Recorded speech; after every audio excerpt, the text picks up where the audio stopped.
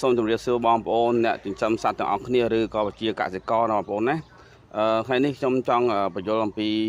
ចកសាឡានេះបងប្អូនចកសាឡាបើយើងនិយាយទៅជាចកដែលជាចំណីសត្វលេខ1បងប្អូនណាគឺប្រទេសយើងយល់ហើយចកសាឡាជាអ្វី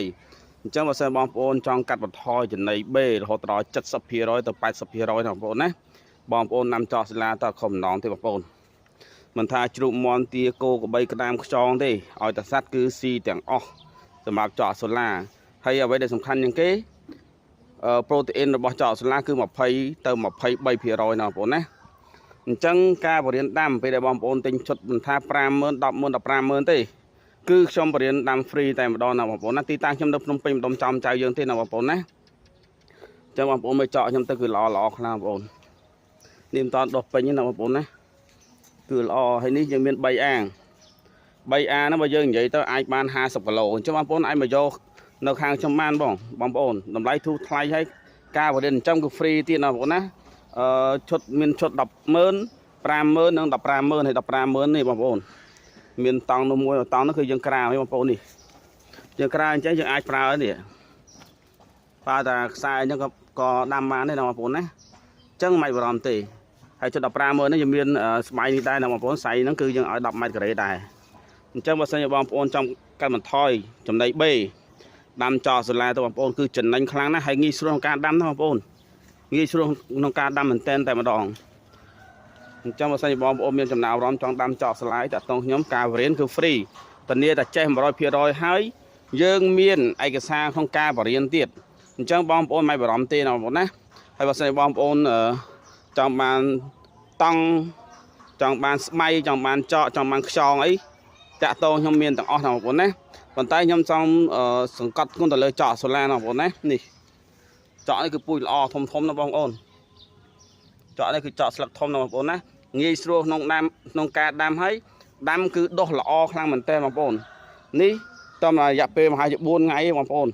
ពីមុន 1/3 ទេឥឡូវឡើងលឿនមែនតើមួយថ្ងៃគឺឡើងខ្លាំងណាដុះលឿនបើនិយាយពីចកស្លឹកធំនេះណាបងប្អូនណា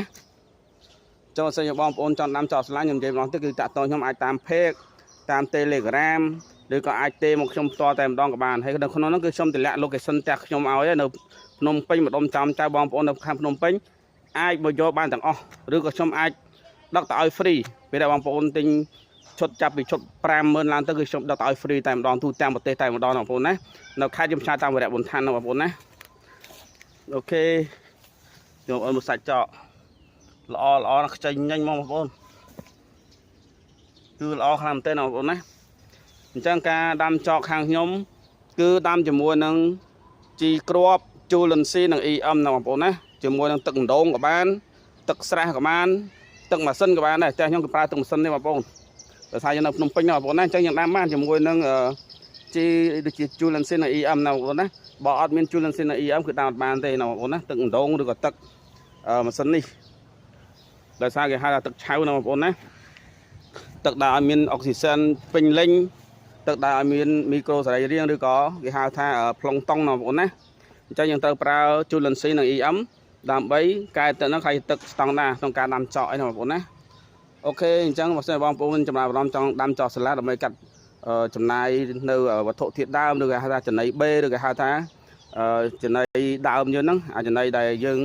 ចេញពីរោងចក្រហ្នឹងអញ្ចឹងបងប្អូនដាំចកសូឡាទៅយើងអាចយកក្លុកជាមួយនឹងកន្ទក់ជាមួយចំណីសត្វឬក៏ជាមួយពោតអីឲ្យជ្រូកមាន់ទាគោក្របីក្តាមខ្យងស៊ីបានទាំងអស់ណាបងប្អូនណាអូខេអញ្ចឹងសូមអរគុណច្រើនតែខ្ញុំមានតែ3អានទេបងប្អូនណាដោយសារទីឃ្លៀងទូចដែរបងប្អូនណាចុះសិនបងប្អូនចង់ដាំអីអាចមកយកបានមកយកលឿនបងប្អូនព្រោះអត់ចេះសល់ទេបងប្អូនខាងភ្នំពេញគេមកយកស្ទើររងថ្ងៃមកបងប្អូនល្ងាចនេះគឺត្រូវមកយក10គីឡូទេអញ្ចឹងខ្ញុំថតវីដេអូឲ្យហើយណាបងប្អូនណាចុះសិនបងប្អូនចង់បានមកយកលឿនតែមុននឹងមកសូមតាក់ទងខ្ញុំសិនបងប្អូនព្រោះចកមិនមែនមានរងថ្ងៃទេណាបងប្អូនណាអញ្ចឹងតាក់ទងខ្ញុំសិនបើខ្ញុំថាមានចាំមកយកណាបងប្អូនណាដោយសារយើង